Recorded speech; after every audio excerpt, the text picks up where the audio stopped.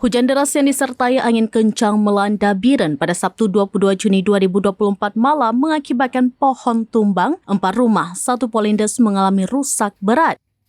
Kerusakan umumnya bagian atap diterbangkan angin dan tertimpa pohon terjadi di sejumlah desa dalam wilayah 5 kecamatan.